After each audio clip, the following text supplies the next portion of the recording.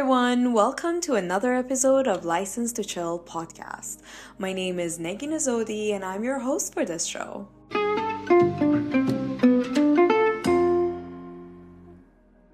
This episode is a very special episode for International Women's Day. So I would like to start off by wishing all you amazing ladies out there a big happy Women's Day. I want you to all know that you are all beautiful, brave, smart, funny, lovable, kind, and so much more. And you will always be enough just the way you are. Being a woman is a superpower, and I hope you are all using it. Today's episode is a very interesting story from when I was studying at the university in Iran and was being taught what being a woman truly means in sex education class. Here are a few things you need to know before I start the story. Schools in Iran are separated for girls and for boys. But universities are mixed. So when you finally start your university, this is your first chance to be around the opposite sex. Two things about this are, firstly, the entrance for girls are separated from the entrance for boys.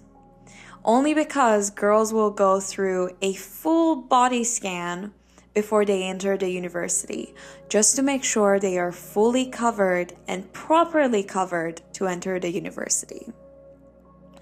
And secondly, the sex education class is also separated for girls and for guys. As for guys, they will actually get the experience of sitting at a sex education class. But for girls, it's more like a marriage advice, and you will be taught what being a woman truly means by a professor who was twice divorced.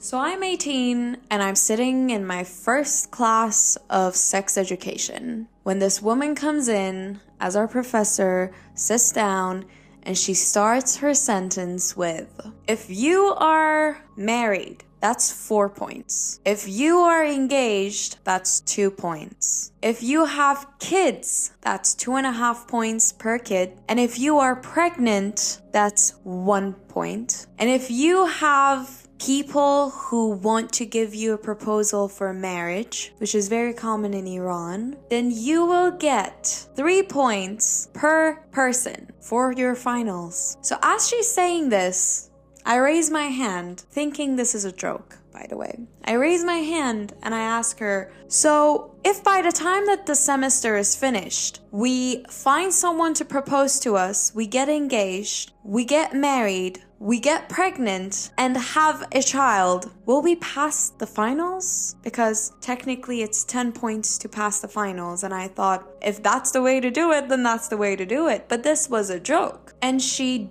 dead looked me in the eyes and said, yes, that's correct. And she continued with asking, so who is married? And I see half of the class just raise their hands. And you need to know, I was 18, and that means 90% of the population of this class were 18 as well. Okay, maybe we had a few 20-something-year-olds, but most of us were 18, and this was the first week of our universities, first time being in a university. So the whole population, most of the population at least, raised their hands. And I thought, well, if we're doing this, okay, I'm also married. So I also raised my hand. And she says, okay, for next session, please bring your marriage license and all your documents, and we will proceed with which person is exempted from the class. And that moment I thought, oh, so this wasn't a joke? this was actually serious. But I was the only one who thought this was a joke. Half of the class were actually married. So in the next class, half of the class got exempted from this course. So that means they already passed, sort of, because most of them already had kids and stuff.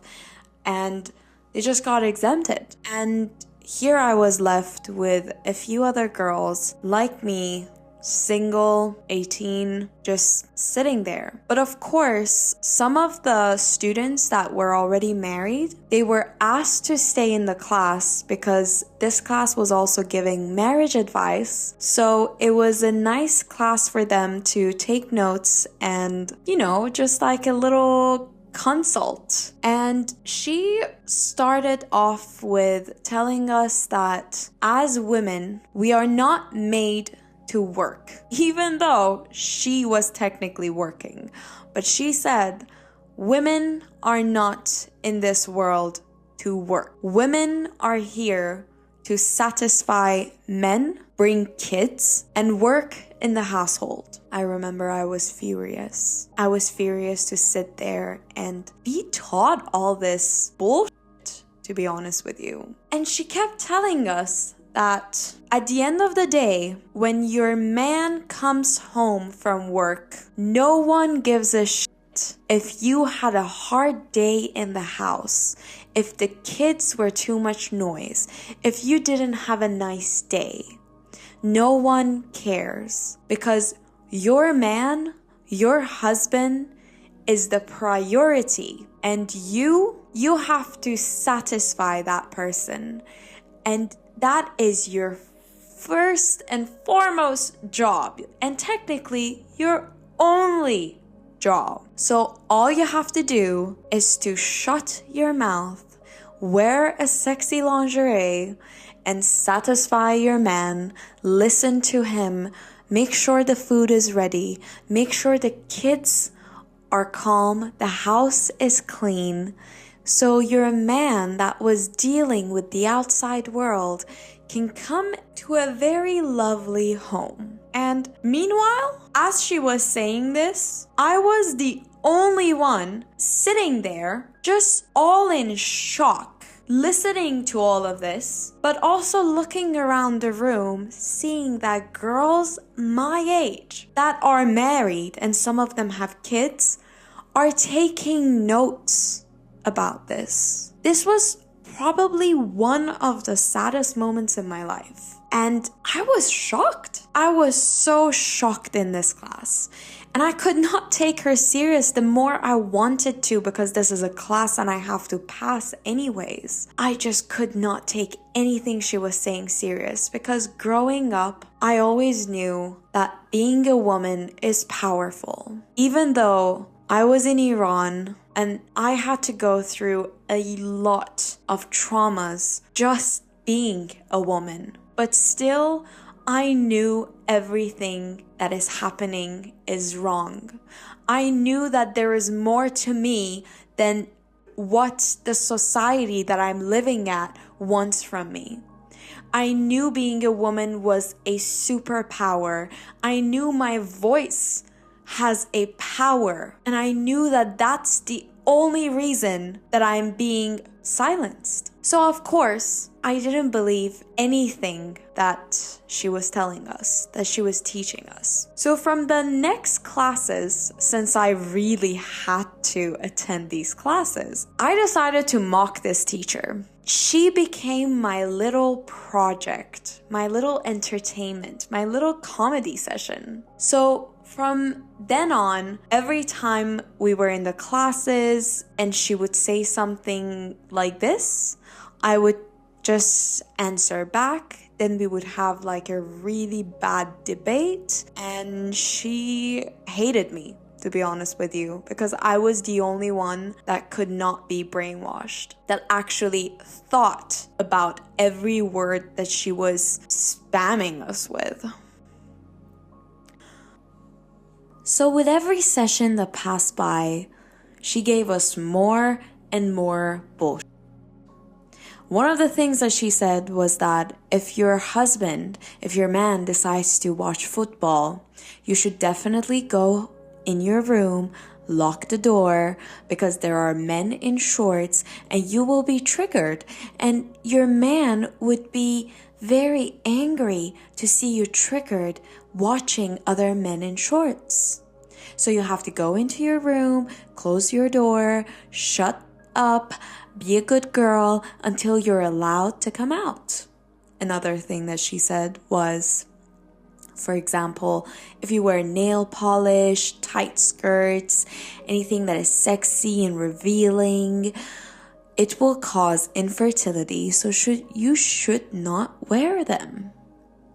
And I remember I was listening to all of this, but of course, the most screwed up part of the whole thing was everyone else taking notes and me constantly just in shock looking around thinking, are we all hearing this? Am I the only one who's actually thinking about what she's hearing and not taking notes and letting this person brainwash me into this whole thing?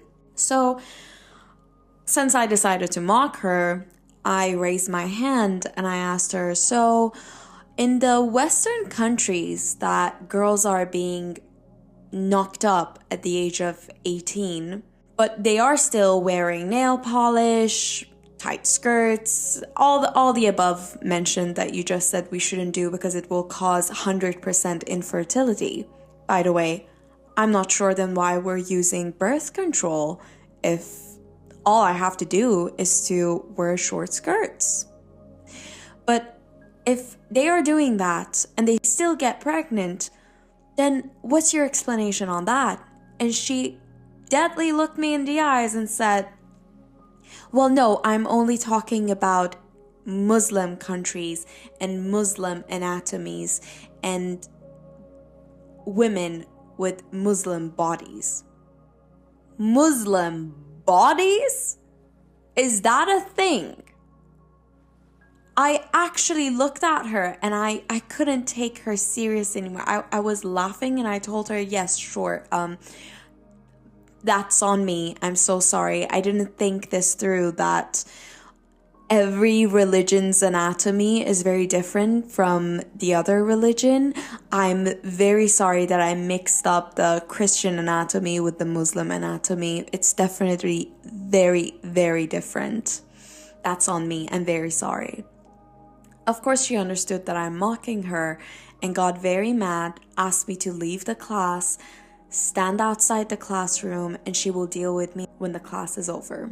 I did it with pleasure. I went out, waited for her, and in the end, she came out and she told me that she will give me another chance. But when I come back to the next classes, I need to shut up, I need to be a good girl, or she will dismiss me from this class. I apologized sarcastically, and in the next classes, of course, nothing changed. Of course, I had the same attitude.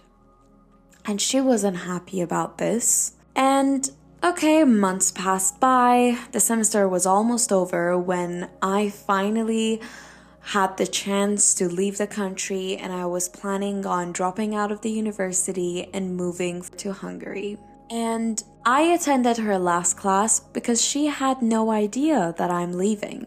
And her last class was the exam time. The exam was written and there were all these bullshit questions which I answered in a very honest way. I told her that I do believe that whatever she's teaching these girls is very disgusting. I told her that I do believe that one day the world is going to change. One day women with voice are going to speak up and put an end to women like her. Put an end to mindsets like this. I told her that everything she taught us was absurd. I told her everything that I believed in a very honest way. Of course, she was very interested to see what I answered to her questions, so she asked me to stay while she corrects my paper. And when she read the paper, she got so mad. She got furious and she told me that I am lucky that she's not going to show this paper to the dean of the university, because if she does, I'm going to get kicked out of the university. And I remember I looked at her. That was my powerful moment. I looked at her, I smiled, and I said, well, this is your lucky day, because I'm actually planning on moving out of the country. And one day, my voice is going to be powerful and is going to be used for greater good. And when that day comes, I'll make sure to think of you. So I refused all that she said. I failed that class, and I knew that this place is not for me. I knew that I am meant to do way more because I am a woman and I'm powerful, and one day I can change the idea that all these girls that are being brainwashed have in their head about being a woman. Being a woman can be amazing, but of course, I had to go through a lot to get here. So years later, when I moved to Hungary, had a stable job, and was studying at one of the best universities, I got in trouble with my Arabic landlord. We had a massive fight, and suddenly he attacked me physically and verbally. His mom, yes, his mom, told me I'm an unwanted child, and she told me that if I were her daughter, she would definitely kill me. And all of this was only because my upstairs neighbor's water pipe broke, and overnight my house was filled with water. And every time I asked him to fix this house, fix my walls, he refused to do so. So at some point I was living in mold, and I started having weird coughs. So it was, of course, very unhealthy. And the moment I refused to pay my rent, because it's a very unhealthy environment I'm living in, he suddenly attacked me. He told me that if a girl my age can actually afford living alone, that means she's a stripper.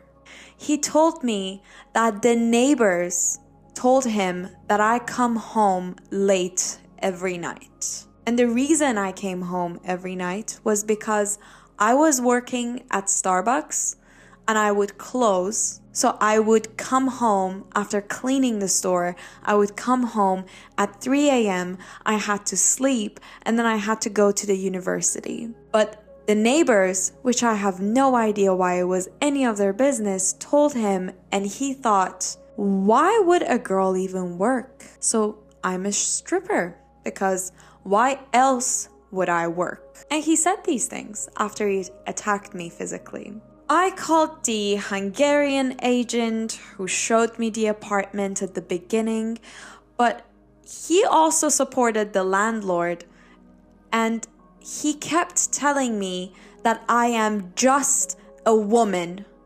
I repeat, just a woman, and I should shut my trap and learn how to talk to a man.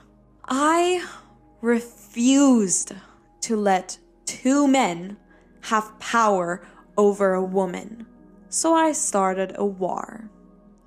For 2 months, all I heard was, "You are just a woman. Know your limits and how to behave in front of a man." And they would threaten me that they won't give me my deposit back. And if I want my deposit, I have to talk with them in a very perfect tone. I have to say please. I have to satisfy them. And so it was a nightmare. But I remember the last day that we were supposed to meet, and we were finally supposed to put an end to this whole thing. The agent called me, and we had a huge fight again. And he again said, know your limits. You're just a woman. You're just a woman. And I remember I told him, when I'm done with you, when you lose to a woman, I'll make sure that till the rest of your life, you wish you were born as a woman. And I'll make sure that until the rest of your life, every time you see a woman or you talk to a woman, you'll bow and pay respect. And I won. I got every penny of that deposit. And I saw the hatred, the sadness, the shame in their broken eyes, while I was overloaded with power, smiling and saying goodbye.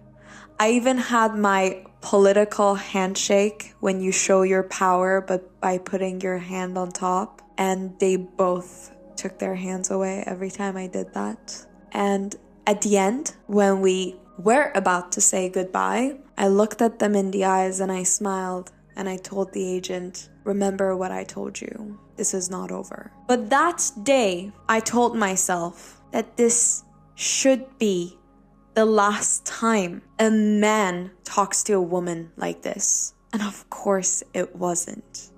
Of course it's not. Of course, there are plenty of women in different countries that are still fighting for equality, especially in Iran. If you are a foreigner right now, I would love you to go search more about what is happening in Iran and know that women are losing their lives, are being harassed for only over equality, over fighting for their equal rights, for their human rights, for showing their hair. So of course, in many countries, there is still fights for education, for equality, for the permission to drive, the permission to leave their countries alone, the permission to have the decision to abort, and so many other things. Being a woman is not easy. We go through so many things. It takes a lot for us to finally understand that our bodies are for us. And we have the consent, and our consent means something. It takes a lot for us to learn that a no is a full sentence, and we should never explain ourselves. It takes a lot for us to fight for everything that we have right now, which might not be even that much. Being a woman is not easy, but it is a superpower. And every day I am proud to be a woman. I grew up wishing I was a boy. I actually grew up wishing I was a boy because they have it easier. But it's not true either. I'm not saying men have it easier. I'm saying women don't. But today, I am more than proud to be a woman. I am more than proud to use my voice. It took me a while to get here. But all I can say is that you have a voice. Know that it will make a difference. Don't be scared to use your voice. Don't be scared to speak up for your own rights. Don't be scared to protect yourself. Don't be scared to fight for what you believe in. Don't be scared of being a woman with a voice, because that's what so many people don't want you to be, because that is a powerful thing. And once more, I would love to wish all you amazing souls out there a big happy International Women's Day and tell you that you are amazing, and I hope that today you got to appreciate yourself. You got to celebrate your womanhood, your feminine energy, and you got to celebrate and respect yourselves more than any other day. And remember that you are amazing and enough just the way you are. And your flaws, they just make you unique. So don't change yourself for other people. Just stay yourselves, stay as you are, and know that you're more than enough. And you are amazing just the way you are. And I would love to tell all the Iranian women out there that we hear you, we are with you, and until our last breath, we fight for woman, life, freedom. That's it, everyone. Thank you so much for listening. Make sure to like and subscribe to the channel, and make sure to follow me on Instagram via License to Chill Podcast, where I will be posting a lot of inspirational quotes, a lot of pictures and reels and TikToks, anything that will be helping you ease through your day-to-day lives. If you have any questions or if you want to contact me, you can always contact me via my WhatsApp, my email, or Instagram, or here in the comment section. Until next time, have a lovely week and weekend, and I will see you soon.